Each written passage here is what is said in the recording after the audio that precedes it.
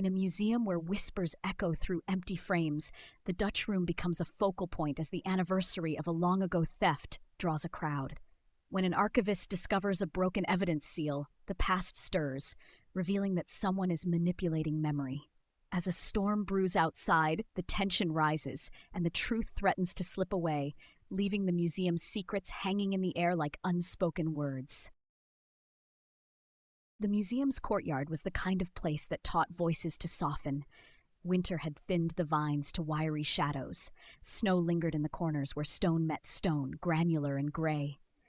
Above, the glass roof held the morning like a pressed flower, pale light, delicate and sealed away from the harbor wind.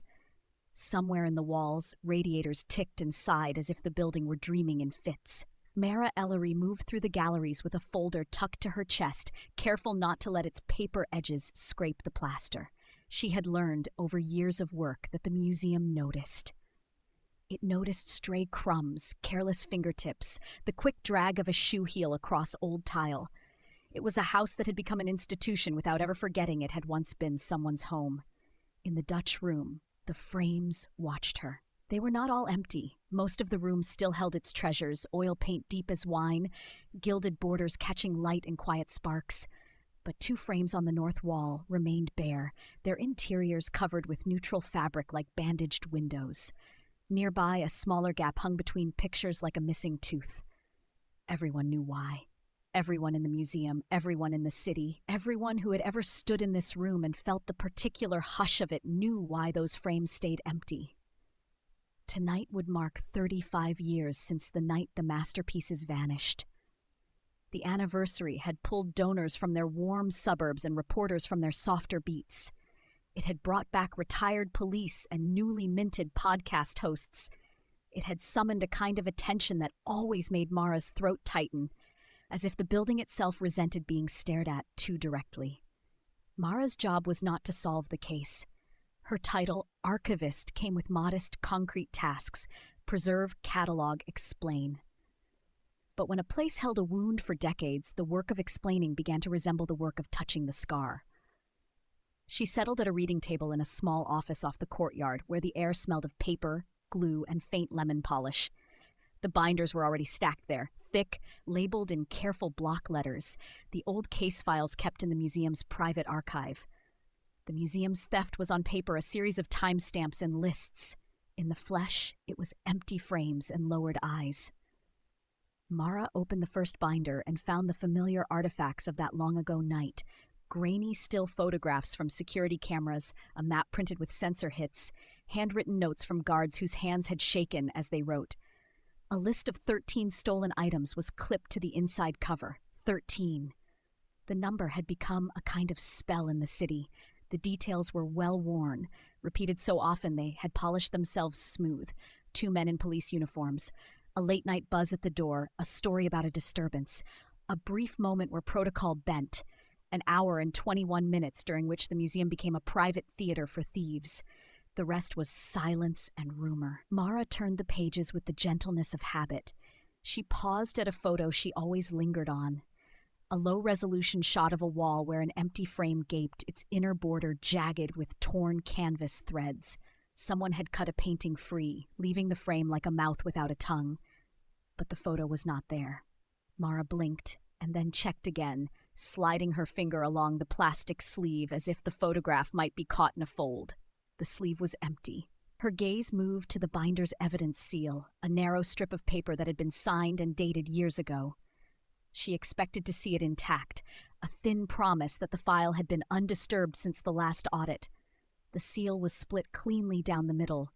It was the kind of break that looked deliberate, not an accident of old glue, not the soft tearing of age. Someone had opened the binder. Someone had taken one thing. Mara held still, listening. Beyond the office door, the museum ran on its usual quiet mechanisms, the soft whir of air filtration, a distant footstep, the faint squeak of a cartwheel. The building was awake, as it always was, attentive even in daylight. She closed the binder and set her palm on the cover, feeling the slight texture of the label. A strange, irrational thought flickered, that the museum had been robbed again, not of art, but of memory. She did not like that thought at all. She went looking for Gideon Voss. Gideon's office sat near the staff entrance, where the world outside crept in with drafts and city grit. He was head of security, and he wore the role as if it were a tailored coat, straight-backed, precise, never rumpled. When Mara stepped into his doorway, he didn't look up right away. He was studying a monitor wall that displayed clean, empty corridors, his thumb rubbed over the edge of a plain ring on his right hand, the motion small and repetitive. "Gideon," Mara said, "do you have a minute?" His eyes moved to her folder. The ring stopped. "If this is about tonight," he said, "we've already discussed it. Your anniversary audio walk stays on script. No new speculation." "It's not speculation," Mara said. She kept her voice calm because the building seemed to prefer calm voices. "It's the archive binder. The evidence seal is broken. A photograph is missing." For a fraction of a second, something passed over Gideon's face, an expression like a door closing. Then his features settled into neutrality. "Old glue fails," he said. "Files get handled." "Not by anyone who knows what they are," Mara said. "These aren't casual records. Someone opened the binder. Someone removed something specific." Gideon leaned back in his chair and resumed rubbing his ring, slow and methodical. "The old case is an old embarrassment," he said as if the words tasted sour. "We don't stir it up. That's the museum's position. That's my position." Mara's fingers tightened on her folder. "The museum keeps empty frames on the wall as a symbol of hope," she said. "And it keeps these binders as a symbol of truth. If the truth is being edited—" "No one is editing anything," Gideon snapped. He caught himself, inhaled, and smoothed his voice again. "I'll have someone check the archive room locks, that's all." "Who has access?" Mara asked. Gideon's eyes flicked to the monitor wall as if answers lived in the corridors.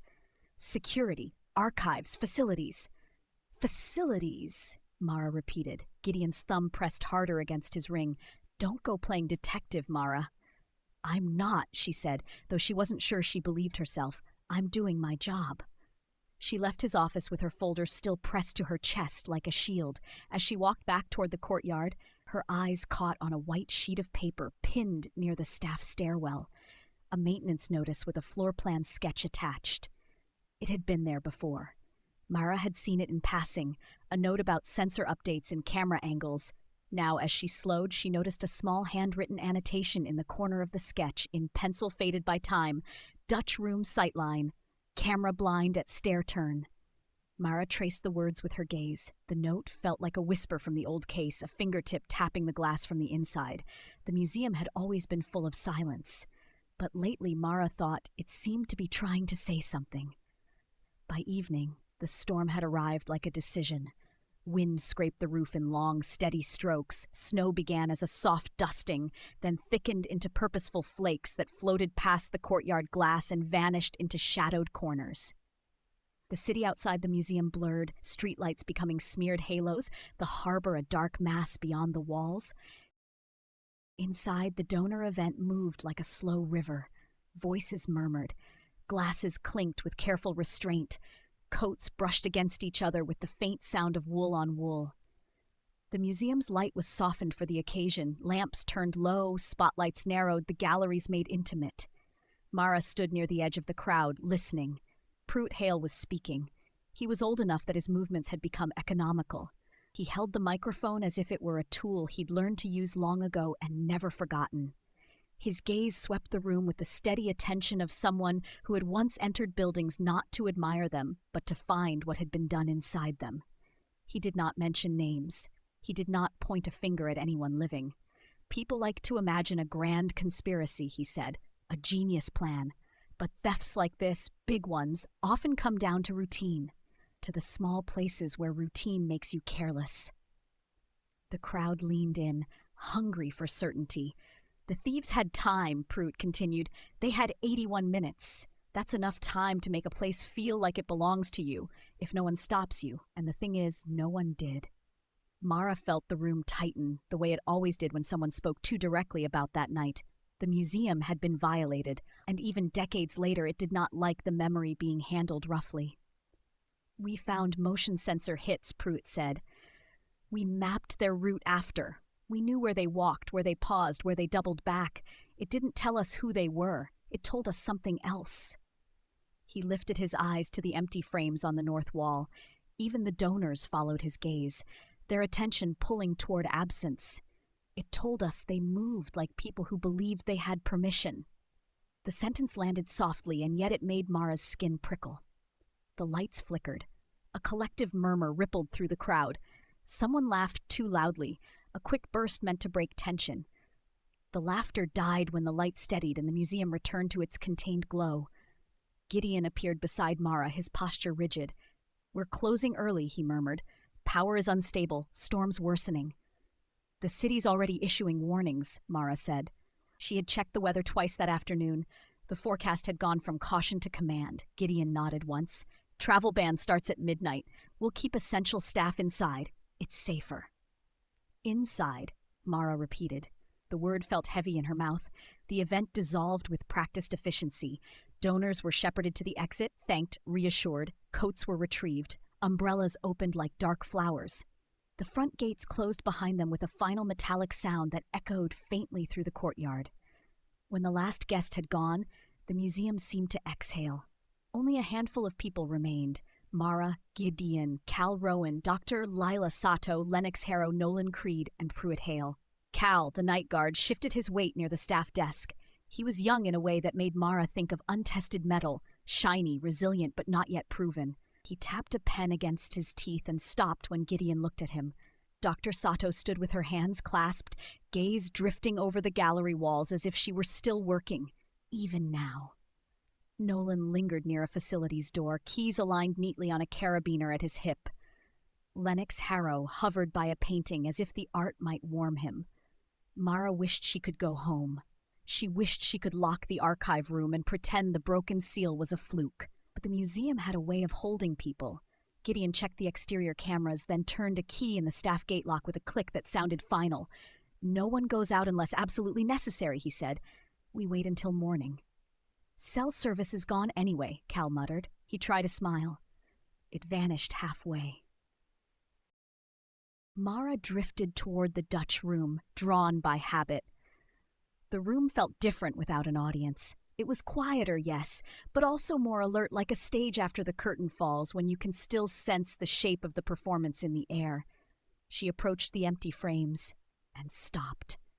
One of the empty frames had been lifted from its wall hook and set carefully on the floor. It lay face up on the carpet, its gilded edges catching dim light. The fabric backing inside it was still smooth, still unbroken, but the frame's placement felt wrong. It was the wrong kind of careful, the kind that carried intention. Mara crouched, her knees stiff in her skirt. She leaned close, careful not to touch, and saw what made her throat go tight. Fine grit clung to the back of the frame, caught in the creases where wood met metal, not dust. Not the soft gray that gathered in corners of old rooms. This was sharper, darker, like the residue of a workshop. She lifted her face slightly and caught a faint smell. Machine oil. Behind her, the museum was still. No footsteps, no voices. Only the wind's slow pressure on the glass roof, the radiator's tired ticking. Mara rose and turned toward the staff stairwell. The floor there showed a fresh set of boot scuffs, 2 dark arcs where rubber had pivoted. They curved toward the landing where the stair turned out of sight. The camera blind, the old note had called it. Mara's skin felt too tight, as if the air itself had thickened. She forced herself to breathe slowly, evenly. The museum did not like panic. Panic made careless hands. She went back to find Gideon. He arrived with Cal at his shoulder and Nolan trailing behind, quiet as a shadow. Gideon's eyes fixed on the frame, then flicked to Mara. "Who did this?" "That's what I'd like to know," Mara said. Cal swallowed. His pen tapping had stopped. "I didn't," he began. "No one's accusing you," Gideon said sharply, though his gaze lingered on Cal as if suspicion had already chosen its first target. Nolan crouched near the frame without touching it, his head tilted.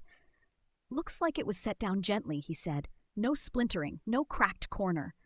"Why would anyone?" Cal's voice broke off. Dr. Sato arrived then, her steps light. She crouched, examined the grit without touching. "Abrasive media," she said. "Not from this room." Lennox Harrow appeared last, hands shoved into his coat pockets as if he were cold. He stared at the frame with a kind of offended disbelief. "This is exactly what we don't need," he said.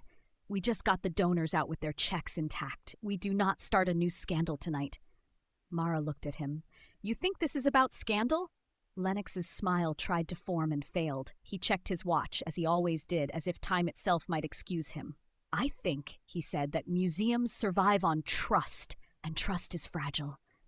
Gideon's voice was hard. "We're in lockdown until morning," he said. "No one moves around alone.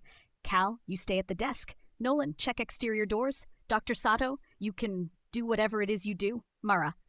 "I'll document," Mara said. She already had her notebook out. Gideon's gaze narrowed. "Document quietly," he said, "and don't wander." But when he turned away, Mara's eyes returned to the frame and the gritty smear on its back.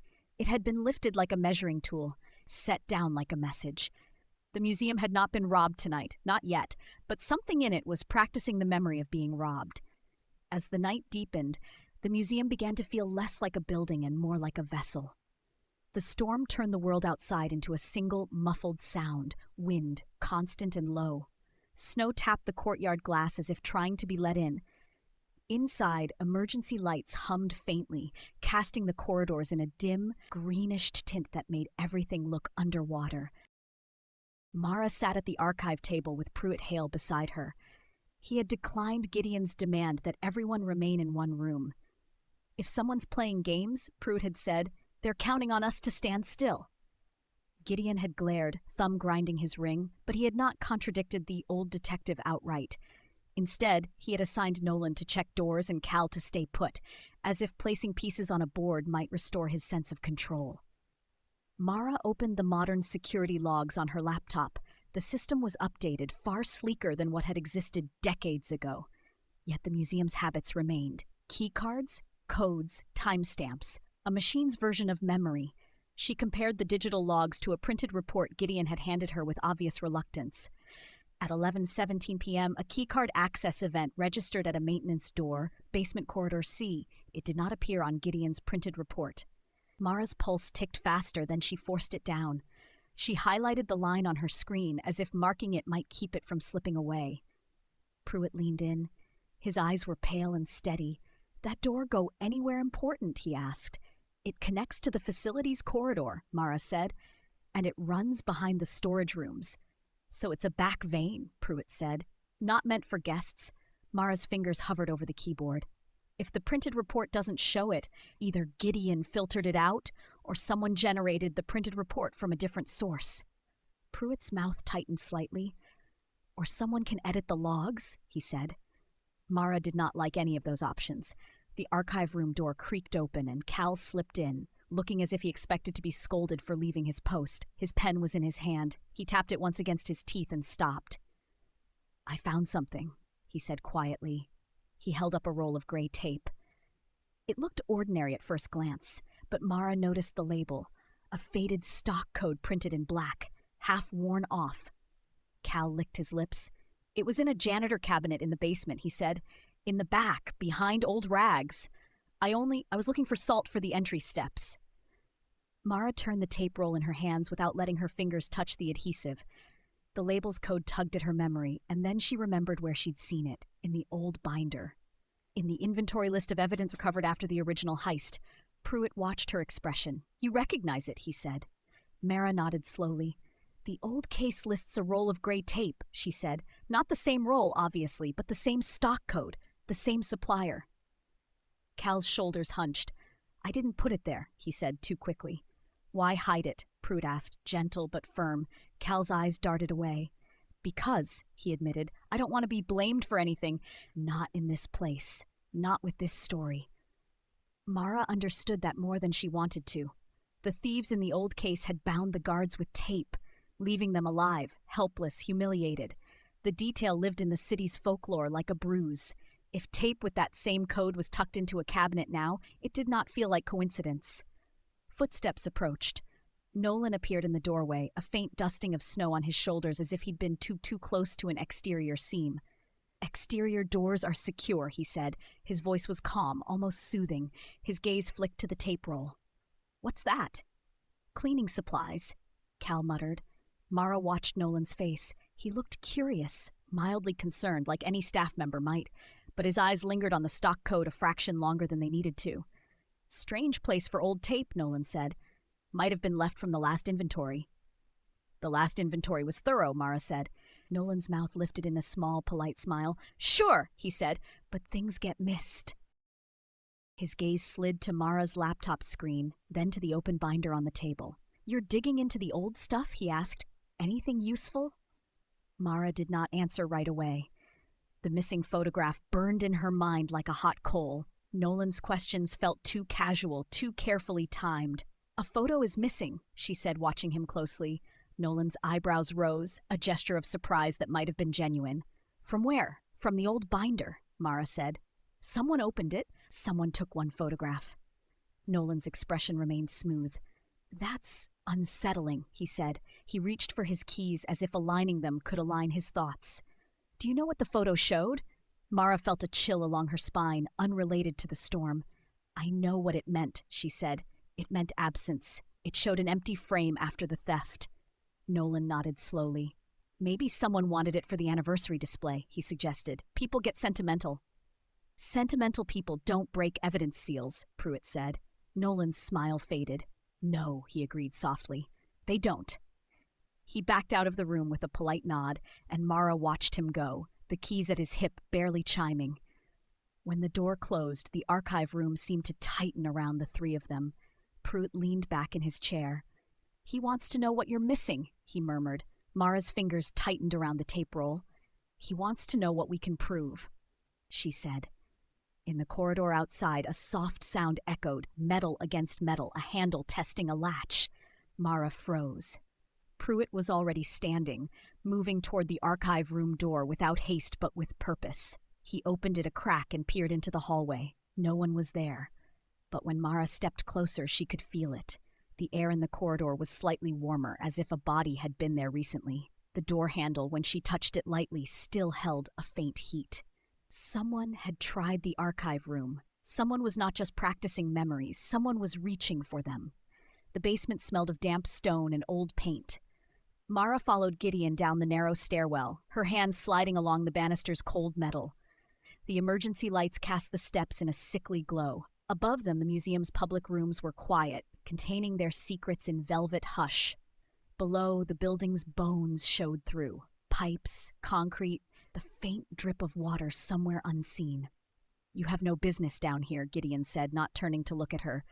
"I have every business documenting the condition of the galleries and their mounts," Mara replied. She held her notebook up as proof, though Gideon did not need proof. He needed permission, and he hated giving it. His thumb rubbed over his ring as he unlocked a door. 5 minutes, he said, then back upstairs. The storage room beyond was packed with crates and shelving, the air colder. Mara's breath felt slightly visible, a pale puff in the dim light. She scanned for anything unusual, disturbed dust, fresh footprints, and an open box. Most of the room looked as it always did, static and careful. Then she saw the workbench. It was tucked behind a stack of wooden frames and a wheeled cart, hidden enough that someone walking through quickly might not notice it. A strip of light from the emergency lamp struck the bench surface and made the fresh sawdust glitter. Mara moved closer. On the bench lay a small pile of abrasive grit, the same dark grain she had seen on the frame upstairs. Beside it, a rag that smelled faintly of machine oil, a screwdriver, a thin pry tool, a set of screws arranged in a neat line. This was not a bench for emergencies. It was a bench for practice. Gideon stopped beside her. His face tightened. "This shouldn't be here," he said. "Whose is it?" Mara asked. Gideon's jaw worked. "Facilities," he said, and the word came out like an accusation. "Nolan, he takes liberties." Mara leaned in and noticed something snagged on a nail at the bench's edge. A strip of black thread, thick, slightly frayed. Not the fine fiber of a wool scarf. Not the pale lint of museum cloth. This looked like the kind of thread used in uniforms, caps, heavy outerwear. Mara did not touch it. She simply memorized its shape. Pruitt appeared in the doorway behind them, his outline framed by corridor light. He held a folded paper in his hand, a copy of the old motion sensor map Mara had printed earlier. "I've been thinking about that route," he said. He stepped into the room and unfolded the map, tapping a spot near the staff stair. They paused here, not for a second, for long enough to consult something. A list, a map, a set of instructions. Mara's eyes flicked from the map to the workbench and back again, the camera blind, the boot scuffs, the grit, the oil. Gideon's voice was sharp. "Are you suggesting Nolan did this?" he demanded. Pruitt's gaze held Gideon's. "I'm suggesting someone used the building's private pathways," he said. "Someone who knows them. Someone who can make time behave." Gideon's thumb pressed hard against his ring. "You don't know Nolan," he snapped. At that moment, Nolan's voice came from the corridor, calm as ever. "Know me for what?" He stepped into the doorway, hands empty, posture relaxed. His keys hung at his hip, aligned as if he had arranged them intentionally on his way down. His eyes went to the workbench, the slightest pause. Then a smooth return to neutrality. "Ah," he said. "That." Gideon's anger cracked through. "This is not authorized," he said. "You don't set up a workshop in storage without clearance." Nolan raised his hands slightly, palms open. "It's for emergency mount repairs," he said. "During the storm, if something comes loose. You want me to be ready, don't you?" His words were tidy, too tidy. Dr. Sato appeared behind Nolan, her eyes sharp. "Abrasive grit is not necessary for emergency repairs," she said. Her fingertips wiped at air, an anxious habit. "And machine oil should not be anywhere near archival wood." Nolan smiled gently, as if indulging her. "It's just a little," he said. "I'm careful." Mara watched him closely, the way his gaze moved, quick, assessing, not lingering too long on any one thing. The way he stood just slightly between the doorway and the room, as if controlling access without seeming to. "The archive binder was tampered with," Mara said. "A photograph is missing." Nolan's expression shifted into concern. "That's awful," he said. "Do you know which photograph?" Again with the question. "Not exactly," Mara lied. "Just one that mattered." Nolan nodded slowly, then looked at Gideon. "If the archives are compromised, we should secure them," he said. "I can install a temporary lock." "You're not touching the archive room," Gideon snapped. Nolan's smile did not falter, but Mara saw something cold flicker in his eyes and vanish. "Of course," he said softly. Gideon turned to Mara, voice low. 5 minutes, he reminded her, and then he strode out as if leaving would end the problem. Mara stayed long enough to take a few notes, her handwriting tight. She noted the grit, the oil smell, the thread. She noted the arrangement of tools like a ritual. Then, as if to prove Gideon's point, the lights went out. Not a flicker. A full, sudden darkness that swallowed the storage room whole. Mara's breath caught. Someone in the corridor cursed under their breath. She heard a soft, quick footstep, too close, too near. She forced herself to stand still, to listen. 3 minutes passed in the blackness like a held breath. When the emergency lights hummed back on, the room looked unchanged. The workbench was still there, the thread still snagged, the grit still glittered. But Mara's cart, where she had left the old binder for a moment while she examined the bench, was empty. The binder was gone. Mara felt the cold sharpen inside her, turning her thoughts crisp. Someone was not just tampering with old evidence now. Someone was stealing it in real time. The storm eased toward dawn with a slow reluctance. Snow still fell, but more gently, as if exhausted. The wind softened into a steady sigh against the courtyard glass. The museum, however, did not soften. It remained tense, its corridors too quiet, its corners too watchful.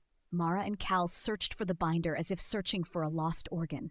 They checked the obvious places first, the archive room, the staff desk, Gideon's office. They checked the less obvious places, the coat closet, the restroom shelves, the supply alcoves. Nothing. Cal's face was pale. His pen tapped twice, then stopped. "This is going to be blamed on me," he whispered. "No," Mara said firmly. "It's going to be blamed on whoever needs it to be blamed on you." "Doctor." Sato met them in the Dutch room, crouched by the wall mount where the empty frame had hung. She held a small flashlight and angled it along the metal bracket. "Tool marks," she said. "Fresh. Someone loosened this recently." Mara's stomach tightened. "Tonight?" she asked. "Within days," Dr. Sato said. "Possibly tonight. Hard to be exact, but it's not old." Pruitt stood by the doorway, watching the room as if it were a suspect. "People forget," he said quietly, "that crimes like the old one are not just about what's taken. They're about what's left behind. The thieves left more valuable pieces upstairs untouched. It tells you something." "What?" Cal asked. Pruitt's eyes stayed on the empty frames. "They had a list," he said, "and the list wasn't purely about money. It had preference, or grievance, or both." Mara's mind returned to Nolan's calm face, to the workbench, to the way his questions had circled the missing photo. She left the Dutch room and walked briskly toward the facility's closet off the staff corridor. The door was marked with a simple label, Maintenance. It was locked. Mara tried the handle anyway, feeling the faint give of a solid latch. She stepped back, then listened. The museum's air system hummed. Somewhere, a pipe clicked. She turned away and nearly collided with Lennox Harrow. He stood too close, his coat still on, his breath visible in the cooler corridor. His smile appeared quickly, as if he had practiced it in mirrors. "Mara?" he said softly. "May I speak with you?" Mara did not like the softness. "About what?" she asked. Lennox glanced down the corridor as if checking who might hear. "About the museum," he said. "About its survival." "We're looking for stolen evidence," Mara said. "This isn't the time." Lennox's smile thinned. He checked his watch. "It's always the time," he said. "This institution is fragile. It lives on donors and myth. Another scandal, another whisper that we can't even keep our empty frames undisturbed, will harm us." Mara's jaw tightened. "So your solution is what?" she asked. "Silence?" Lennox's eyes held hers. "My solution," he said carefully, "is discretion. I can make certain things easier. If you agree not to amplify this, the board can authorize a bonus, a private settlement. A bribe," Mara said. Lennox's smile flickered. "A cushion," he corrected, "for a dedicated staff member." Mara felt a surge of anger, clean and cold. "If someone is inside our walls practicing a theft," she said, "your money won't cushion anything." Lennox's expression hardened. For a moment, the warmth vanished, and she saw the steel behind it. "Just remember," he said, voice low, "that museums don't only lose paintings, they lose trust." He stepped away, leaving the corridor colder. Mara turned back toward the facilities closet, her thoughts sharpened by Lennox's attempt to hush her. She did not have the key, but she had Cal. Cal appeared behind her, his face strained. "He bothering you?" he asked. "He offered me money," Mara said. Cal's eyes widened, then narrowed.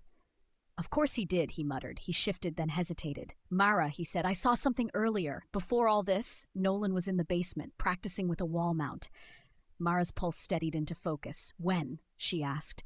"Couple days ago," Cal said. "He said it was for a drill. I didn't think... Nolan does drills. Gideon likes drills." Mara's gaze went to Cal's keyring, then to the facilities closet door. "Can you open that?" she asked. Cal swallowed. His pen tapped once against his teeth, then he lowered it. "If Gideon finds out... If the museum is being played," Mara said, "Gideon is already behind the curve." Cal hesitated only a beat longer, then nodded. He took out a key and slid it into the lock. The door opened with a soft click. The closet smelled of bleach and metal. Shelves held tools, spare bulbs, rolls of tape. A small trash bin sat near the back, lined with a black bag. Mara stepped toward it and leaned in, careful not to disturb anything unnecessarily. She lifted the top layer of trash with 2 fingers. There, caught between paper towels and an empty coffee cup, lay a torn corner of glossy photograph. Mara's breath hitched. The fragment showed the edge of a bronze object, an eagle's wing, detailed and sharp, the curve of a finial, a thing that belonged, she knew, on a flagpole or a ceremonial staff. And she knew it because the old theft list had described it, a bronze eagle finial taken from a military standard display. Mara held the fragment in a small evidence bag from the closet shelf, her hands steady despite the shock. This was not random trash. This was a piece of the missing photograph, or a photograph like it. Someone had taken the binder, removed what they needed, and discarded what they thought no one would recognize. Mara straightened, the photo fragment in her hand like a shard of glass. In the hallway, a faint smell drifted up from the basement stairwell. Smoke, not thick, not immediate, but present, like the suggestion of a fire rather than the fire itself. Alarms did not sound. Yet. Mara's mind snapped into clarity. "They're trying to move us," she said. Cal's face went white. "Move us where?" "Upstairs," Mara said. "Away from this corridor, away from facilities." She ran. They found smoke in the basement storage corridor, thin and sour. Gideon arrived first, face rigid, and Nolan close behind with a flashlight in hand. The smoke did not come from flame. It came from a small, smoldering rag left in a metal bin, enough to fill the corridor with smell, not enough to burn hot. It was a distraction, carefully measured. Mara watched Nolan as he bent to inspect the bin. His movements were smooth. His expression was appropriately concerned. Yet he did not look surprised. He looked prepared. When the rag was extinguished, Gideon rounded on everyone, voice harsh. "No more wandering," he said. "Everyone stays in the main gallery until morning. This is insane. This is intentional." Mara said. She held up the evidence bag with the photo fragment. Someone has been in the old binder. Someone has a photograph connected to the old theft list, and they tried to burn the corridor to move us. Gideon stared at the fragment, his thumb pressed into his ring so hard his knuckle whitened. "Where did you get that?" he demanded. "Facilities closet," Mara said. Nolan's eyes flicked to the bag and away. Pruitt's voice was calm. "You have a problem inside your walls," he said to Gideon, "and the building's telling you so." Gideon's jaw worked. His gaze flicked from Mara to Cal to Nolan and back again, trying to assign order to chaos. Mara stepped forward, lowering her voice. "Let me do this quietly," she said. "Let me set a trap." Gideon's eyes narrowed. "What kind of trap?" "A simple one," Mara said. "A controlled object, a thing we can prove was moved, a thing we can track." Gideon looked as if he wanted to refuse on principle. Then he glanced toward the Dutch room, where the empty frame's wall mount waited like a question. His face tightened. "Fine," he said finally, "but no theatrics." Mara did not smile. The museum did not need theatrics. It needed precision. She went to the archive room and retrieved a spare frame backboard, a plain wooden panel used for storage and documentation. She taped a small RFID tag to its underside, hidden beneath a strip of cloth. The tag would ping a receiver on her phone whenever it moved within range. Then she did something more delicate. She made a story. She called Gideon and Nolan into the Dutch room under the pretense of securing the missing photograph. She held up the backboard as if it were precious. "I think the photograph was removed for leverage," she said, watching their faces. "I'm going to store it in the basement safe cabinet until police arrive." Gideon frowned. "That's not protocol," he said, but his voice lacked conviction. Nolan's expression remained calm. "Basement safe cabinet makes sense," he said, "more secure than the archive room door." Mara nodded as if considering his advice. "Exactly," she said. "I'll do it now." She made sure both men saw the backboard. She made sure Nolan saw it clearly. Then she left the room and handed the backboard to Cal in the corridor outside. "Hold this," she whispered. "Bow. Don't let anyone see you with it. Wait by the staff stair. If someone asks, you never touched it." Cal's eyes widened, but he nodded. His pen remained still in his hand, forgotten. Mara returned to the Dutch room and told Gideon and Nolan that Cal was retrieving the safe cabinet key. It was a small lie, but lies could be tools when used carefully. Then Mara stepped away and watched. Minutes passed. The museum hummed. Snow tapped the courtyard glass. Radiators whispered heat into old pipes. Mara stood near the staff stair, pretending to read her notebook. Her phone rested in her palm, the RFID receiver app open. She watched who moved. Gideon stayed close to the main gallery, restless, thumb rubbing his ring. Lennox hovered near the donor ledger, his watch checked and rechecked, as if time might give him an escape route.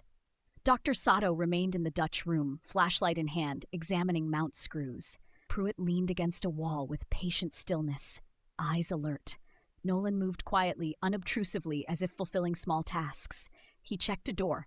He adjusted a light. He disappeared down a corridor and returned with a coil of extension cord. Mara's phone remained silent. Then, at 4:26 a.m., it pinged. A clean, sharp vibration in her hand. The RFID tag was moving. Mara did not look up right away. She forced herself to breathe slowly, to keep her face neutral. Then she turned her gaze toward the staff stair. Cal was no longer there. Mara's pulse quickened, but her thoughts stayed crisp. The tag's signal strengthened, then shifted direction toward the basement corridor. Only one route led there efficiently, through the facility's door near Corridor C. Mara walked, not ran, toward the corridor. She passed Gideon without stopping. "Where are you going?" Gideon demanded. "To catch your problem," Mara said. Pruitt fell into step beside her without a word. They reached the facility's door. It was ajar. From within came the faint chime of keys. Mara pushed the door open. Nolan stood inside, the backboard under his arm. He looked up, and for the first time all night his calm slipped. It wasn't fear exactly. It was irritation, as if a mechanism had failed. Pruitt's voice was soft. "Put it down," he said. Nolan's gaze flicked toward a service exit at the far end of the corridor. Mara saw the shape of his intention like a shadow moving across a wall. He shifted his weight. An alarm shrieked, sudden and metallic. The service exit sensor had been triggered. Nolan froze, and in that freeze, the museum seemed to tighten around him. The building did not allow easy escapes. Gideon's footsteps thundered down the stairwell. Cal stumbled behind him, face stricken. "He took it," Cal whispered, voice breaking. He asked me for it," said Gideon needed it. Mara did not look at Cal. There would be time later for forgiveness or blame. Now there was only the chain of proof. Nolan held the backboard tighter. His keys jingled, no longer neatly aligned. "It's just a piece of wood," Nolan said, forcing a smile that did not reach his eyes. "You're making a lot out of—" "It's tagged," Mara said quietly, "and it was never meant to be in your hands." For a moment, Nolan's face was very still. Then his shoulders sagged slightly, as if he had accepted that the museum had finally refused his story. He lowered the backboard to the floor. Pruitt exhaled slowly. "Now," he said, "we talk about why you needed the missing photograph." Nolan's gaze lifted to the ceiling as if he could see through floors, through galleries, through empty frames. "Because," he said softly, "some stories don't let you go." By late morning, the storm had thinned into soft, harmless snow. Police arrived in pairs, boots leaving wet marks on the staff entry mat. Their radios crackled with routine chatter that felt almost obscene against the museum's cultivated hush. The officers' presence should have been comforting. Instead, it made Mara think of the old case, of uniforms used as costumes, of authority borrowed like a mask. They did not arrest Nolan immediately. They separated him, questioned him, documented his belongings. His keys were taken, his phone was bagged. The backboard was collected as evidence, the RFID tag found and photographed. But before the museum's morning could fully tip into procedure, Mara asked for one thing. "Let me explain it," she said to Gideon, to the police, to the museum itself, in the Dutch room, with everyone present. Pruitt nodded, and the officers, perhaps amused, perhaps indulgent, agreed. So they gathered. The Dutch room in daylight looked less haunted. The paintings that remained glowed warmly. The empty frames still gaped, but the sun softened their edges. Snowlight filtered through the courtyard glass and made the room feel temporarily forgiving. Mara stood beside the empty frames, her notebook in hand, her voice steady. Gideon stood with arms crossed, thumb pressing into his ring as if it were the only solid thing left. Cal hovered near the doorway, eyes red-rimmed. Dr. Sato stood with her hands clasped, fingertips still wiping at invisible dust. Lennox Harrow stood a step behind Gideon, jaw tight, his watch forgotten for once.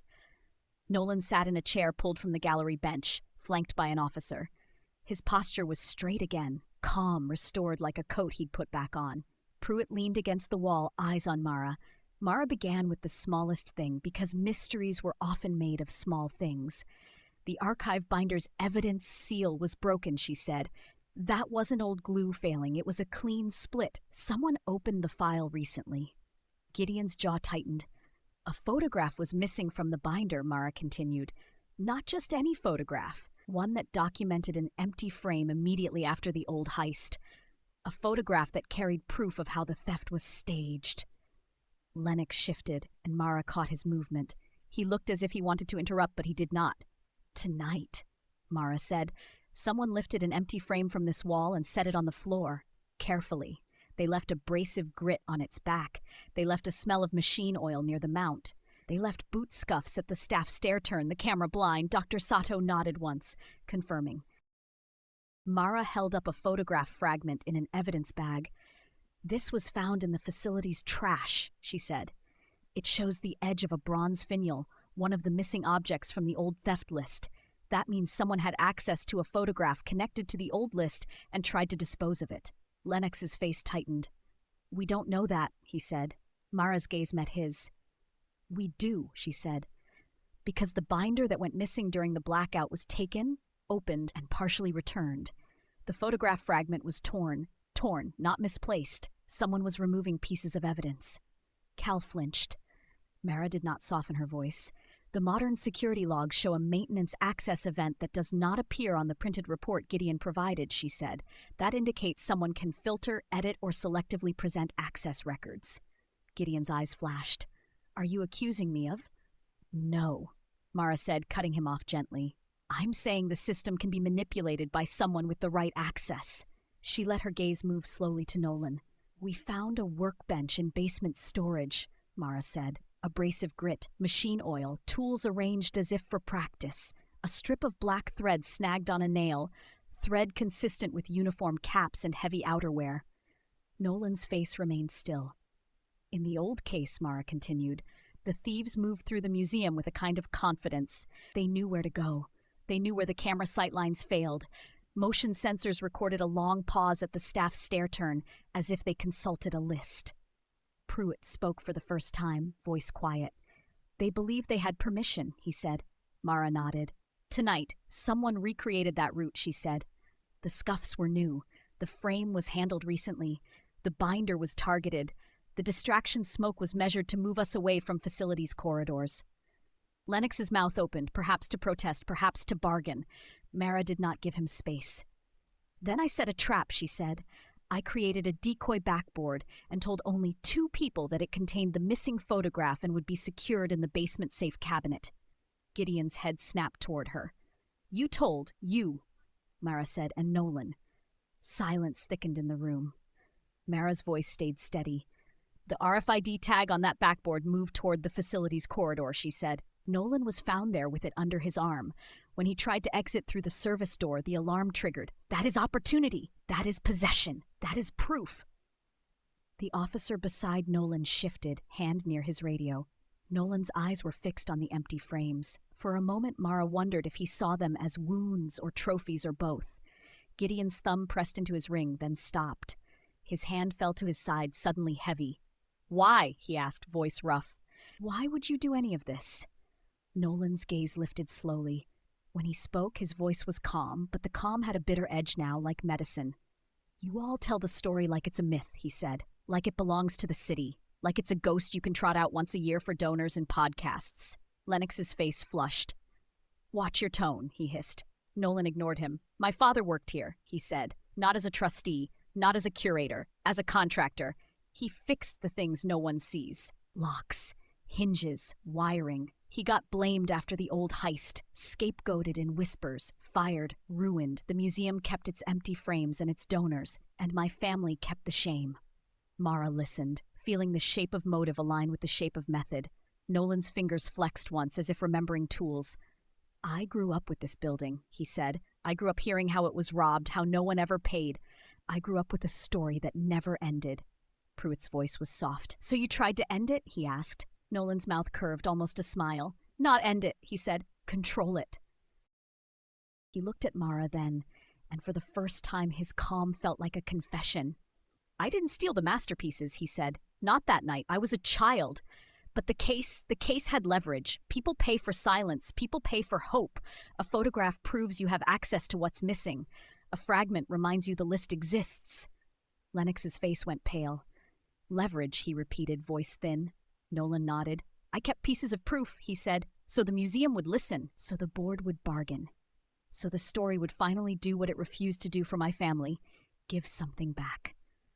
Mara felt a strange, sad ache. Not sympathy exactly, not forgiveness, just the recognition that some people lived inside their grievances the way others lived inside homes. Gideon's voice was hollow. And the frame? He asked. The mounts? The tape? Nolan's gaze shifted back to the empty frames. Practice, he said simply. Cal made a small sound, half sob, half laugh. You used me, he whispered. Nolan's eyes flicked to Cal, then away. You were easy, he said without cruelty. New, afraid. The building teaches fear. The officer beside Nolan spoke into his radio. Another officer stepped forward, hand on Nolan's shoulder. Nolan did not resist as they stood him up. His keys had already been taken, yet he still moved as if he could hear them jingling. As the police let him out, Mara noticed something on his carabiner chain, an extra key not like the others tucked beneath the neat row. That one, she said, pointing. The officer paused, inspected it. Storage locker key, he said. Mara's pulse tightened. If he kept proof, she murmured. He kept it somewhere. They found the locker by noon, after paperwork and plowed roads and the slow return of cell service. It held binders, old photocopies, photographs sealed in plastic sleeves. Not the missing masterpieces. Not the paintings the empty frames still waited for. But it held the stolen binder. And it held the missing photograph, intact. When Mara held it again, she felt the odd relief of closure in a place that had not had closure for decades. The photograph showed what she remembered, an empty frame, jagged threads, a wall that looked suddenly wounded. It was proof, but it was not salvation. The masterpieces remained gone. The story was still unfinished in the way the city cared about, yet something had shifted. That afternoon, after the police had gone and Gideon had retreated into a silence that felt like shame, Mara walked into the courtyard alone. The snow had stopped. The glass roof gleamed with pale light. The vine's shadows lay still on stone. The radiators ticked softly, settling. In the Dutch room behind her, the empty frames waited as they always had, patient and stubborn. Mara closed her eyes and listened to the museum's quiet. It was not speaking exactly, but it was breathing. And for the first time in a long time, Mara thought the breath sounded less like a held secret and more like a story being allowed to rest.